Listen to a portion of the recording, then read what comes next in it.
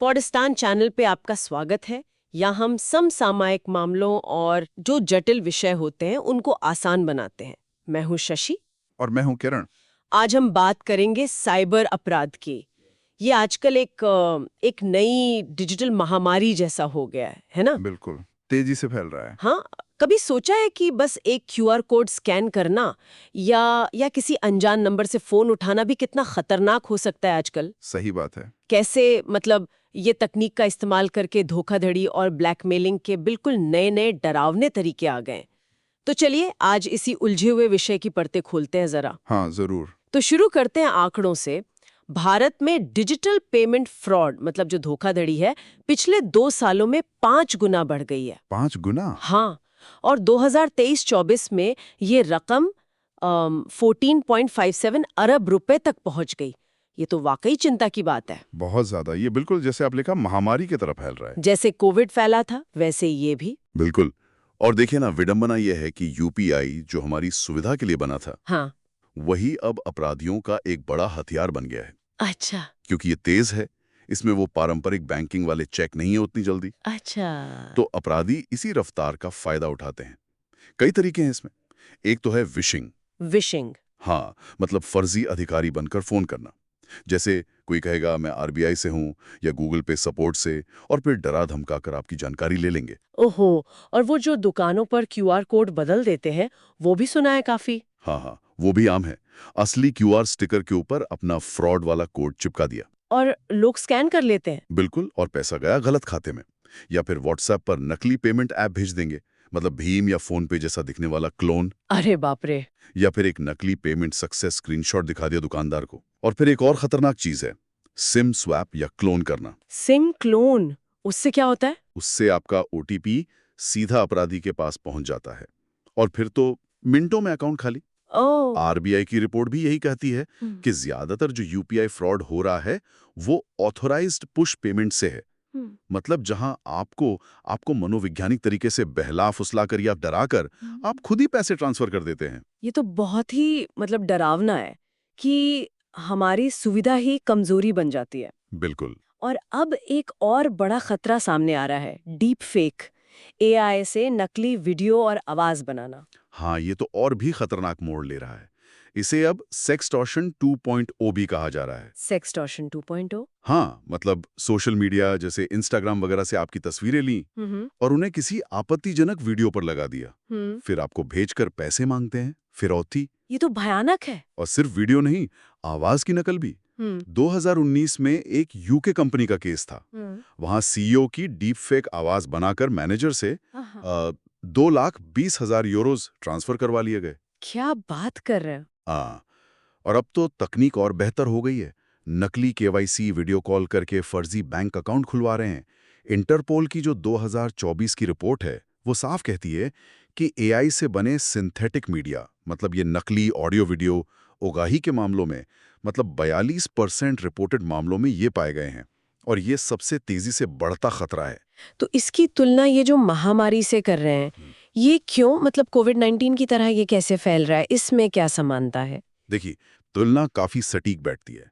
जैसे कोविड में बिना लक्षण वाले मरीज होते थे जो चुपचाप वायरस फैलाते थे। हाँ, एसिम्प्टोमेटिक। बिल्कुल, वैसी हैक हुए डिवाइस, आपका फोन या कंप्यूटर, वो चुपचाप आपकी जानकारी चुराते रहते हैं।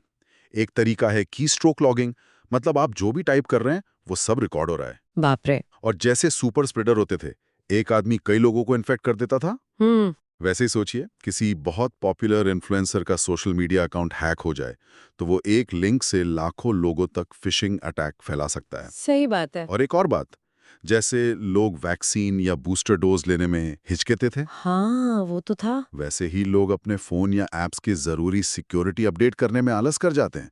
या फिर मल्टी फैक्टर ऑथेंटिकेशन, जिसे हम एमएफए कहते हैं। हाँ। अच्छा, वो जो पासवर्ड के साथ ओटीपी आता है। हाँ बिल्कुल, उसे एक्टिवेट करने में देरी करते हैं और इसी वजह से खुद को जोखिम में डाल देते हैं। और जाहिर है इसका असर सिर्फ पैसों के नुकसान तक तो नहीं रहता होगा। बिल्कुल नहीं, सबसे बड़ा असर तो भरोसे पर पड़ता है। एक रिपोर्ट के मुताबिक करीब 48% भारतीय अब क्यूआर कोड स्कैन करते हुए भी हिचकिचाते हैं, चिंता करते हैं। ये तो है। फिर मानसिक स्वास्थ्य पर इसका बहुत बुरा असर पड़ता है। लैंसेट डिजिटल हेल्थ की एक स्टडी आने वाली है 2025 में। वो बताती है कि डीप फेक सेक्सटॉर्शन के जो पीड़ित हैं उनमें पीटीएसडी यानी पोस्ट ट्रॉमेटिक स्ट्रेस डिसऑर्डर उसकी दर उतनी ही ज्यादा है जितनी शारीरिक शोषण के शिकार लोगों में होती है। हे भगवान। और अंत में देश की अर्थव्यवस्था को भी नुकसान है। वर्ल्ड बैंक का अनुमान है कि ये साइबर फ्रॉड भारत की सालाना जीडीपी को लगभग 0.22% तक कम कर सकता है। तो फिर इससे बचाव कैसे हो? क्या समाधान है इस डिजिटल महामारी के? देखिए, कोई एक जादुई छड़ी तो है नहीं। हमें एक लेयर्ड डिफेंस अपनाना होगा, मतलब कई स्तरों पर सुरक्षा बनानी होगी। कई स्तरों पर? जैसे कि हम आम लोग क्या कर सकते हैं व्यक्तिगत स्तर पर? हाँ, व्यक्तिगत स्तर पर सबसे पहले तो अपने ऐप्स को देखिए। क्या उन्हें वाकई उन सब परमिशन की जरूरत है जो वो मांग रहे हैं? बेवजह परमिशन ना दे। ठीक है। दूसरा, जो एसएमएस पर ओटीपी आता है उससे ज्यादा सुरक्षित होते हैं ऐप आधारित ओटीपी या हार्डवेयर टोकन। अगर हो सके तो उनका इस्तेमाल करें। अच्छा। और एक बहुत जरूरी चीज यूपीआई के लिए, जब भी कोई कलेक्ट रिक्वेस्ट आए यानी कोई आपसे पैसे मांग रहा हो, तो हां करने से पहले एक 3 सेकंड का नियम अपनाएं। रुको, सांस लो, पुष्टि करो। रुको, सांस लो, पुष्टि करो। हाँ, क्या आप वाकई इस इंसान को जानते हैं? क्या आप वाकई पैसे भेजना चाहते हैं? थोड़ा रुककर सोचें। ये अच्छी टिप है। और कंपनियां, मतलब कॉर्पोरेट लेवल पर क्या हो सकता है? कंपनियां एआई का इस्तेमाल कर सकती हैं असामान्य लेन-देन का पता लगाने के लिए। जैसे अचानक कोई बहुत बड़ा अमाउंट ट्रांसफर हो रहा हो। वो नए पेई, मतलब जिसे पहली बार पैसे भेज रहे हैं, अगर अमाउंट एक सीमा से ज्यादा है तो 24 घंटे का कूलिंग ऑफ पीरियड लगा सकती हैं। पेमेंट तुरंत नहीं होगा। अच्छा, ये भी अच्छा आइडिया है। हाँ, और अपने कॉल सेंटर एजेंट्स की नियमित ट्रेनिंग और टेस्टिंग करें ताकि वो डीप फेक फोन कॉल्स को पहचान सकें। और उसका दायरा बढ़ाने की जरूरत है। खासकर जो बिना लाइसेंस वाले फिनटेक ऐप्स हैं, उन्हें भी इसके तहत लाना होगा। ठीक। जो पेमेंट एग्रीगेटर्स हैं, हाँ। मतलब जो कंपनियों के लिए पेमेंट संभालते हैं, उन्हें कहा जा सकता है कि वो धोखाधड़ी के आंकड़े रियल टाइम में प्रकाशित करें। इससे पारदर्शिता बढ़ेगी। और वो हेल्पलाइन वाली बात? हाँ, जैसे कोविड के लिए हेल्पलाइन 104 थी, उसी तरह एक राष्ट्रीय साइबर धोखाधड़ी हेल्पलाइन 155 बहुत मददगार साबित हो सकती है। हाँ। एक सेंट्रलाइज जगह जहां लोग तुरंत रिपोर्ट कर सकें। और अंतर्राष्ट्रीय स्तर पर भी कुछ करने की जरूरत है? बिल्कुल, खासकर डीप फेक जैसे मामलों में। हाँ। सबूत कैसे जमा होंगे, नियम क्या होंगे, ये सब देशों के बीच तय होना चाहिए। हाँ। और जो फ्रॉड करने वाले कमांड एंड कंट्रोल सर्वर होते हैं, हाँ। जहां से ये सब ऑपरेट होता है, हाँ। उनको जल्दी, मतलब शायद 60 मिनट के अंदर बंद करवाने के लिए देशों के बीच एक समझौता होना चाहिए, जैसे सिंथेटिक मीडिया अपराध पर प्राग कन्वेंशन जैसा कुछ। यानी कुल मिलाकर बात यह है कि जैसे हमने कोविड से बचने के लिए वो स्वच्छता के नियम सीखे, मास्क, सैनिटाइजर, दूरी, हाँ, बिल्कुल। वैसे ही अब हमें उतनी ही तेजी से डिजिटल हाइजीन यानी डिजिटल साफ सफाई की आदतें डालनी होंगी।